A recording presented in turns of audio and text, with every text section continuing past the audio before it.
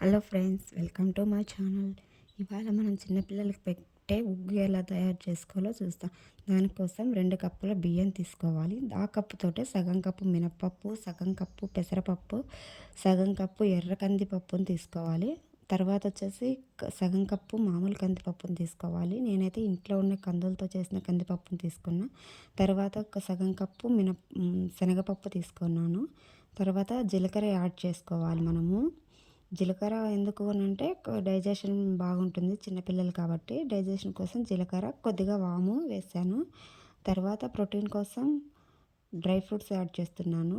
ఒక 6 బాదం గింజలు, ఒక 4 వాల్నట్స్ తీసుకున్నాను నేనైతే. ఇంకా మీరేమన్నా యాడ్ చేసుకోవాలంటే యాడ్ చేసుకోవచ్చు, కొంచెం పెద్ద పిల్లలైతే. నేనైతే 6 మంత్స్ బేబీ కోసం అవి ప్రిపేర్ చేస్తున్నాను. ఇవన్నిటిని ఒక గిన్నెలో వేసుకొని బాగా కలిపి కడిగాలన్నమాట. కడిగి బాగా వాటిని కడిగిన తర్వాత 2 సార్లు కడుక్కున్నాను నేనైతే. కడిగి ఒక గిన్నెలో వడకట్టుకోవాలి వాటిని బాగా. చూడండి, అలా బాగా కడగడం వల్ల వాళ్ళకి ఏమన్నా ఉంటే పోతాయి. వడకట్టి ఇలా ఎండలో ఒక క్లాత్ వేసుకొని ఎండలో బాగా ఆరబెట్టాను. బాగా పొడి పొడిగా ఆరిపోవాలి. ఆరకుండా తడిగా ఉంటే పౌడర్ అనేది చెడిపోతుంది అన్నమాట. అందుకోసం బాగా ఆరబెట్టాను. తర్వాత బాండీ పెట్టుకొని గ్యాస్ ఆన్ చేసి కొన్నిగా వేసుకొని వాటిని బాగా ఎర్రగా కలర్ వచ్చే వరకు చిన్నగా లో ఫ్లేమ్లో పెట్టుకొని మంట వేయించుకుంటూ ఉండాలన్నమాట. మంట పెద్దగా పెడితే బియ్యము అవి అనేది మాడిపోతాయి, మిగిలినవి వేగవన్నమాట. దానికోసం లో ఫ్లేమ్లో పెట్టుకొని చిన్నగా వేయించుకోవాలి. నేనైతే వీటిని 2 సార్లు వేయించాను బాండీల్లో వేసుకొని.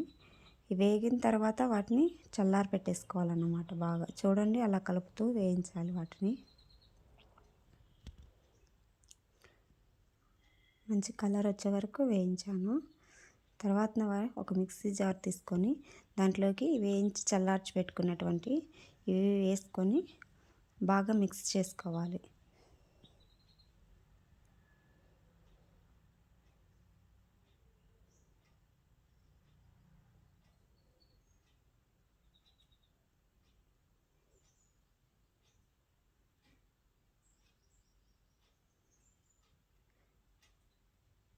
మనకు కొంచెం బరకగా ఉన్నా కూడా పర్వాలేదు, ఎందుకంటే మనం అవి బాగా మళ్ళీ ఉడకబెట్టుకుంటాం కాబట్టి. అలా బాగా మిక్స్ పెట్టేసుకొని బాగా చేసుకోవాలి, మెత్తగా పౌడర్ చేయాలి.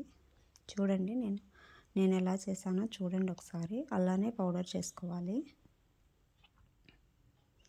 అలా మెత్తగా పౌడర్ అయిన తర్వాత గిన్నెలో వేసి ఇంకొంచెం సేపు ఆరబెట్టుకోవాలన్నమాట.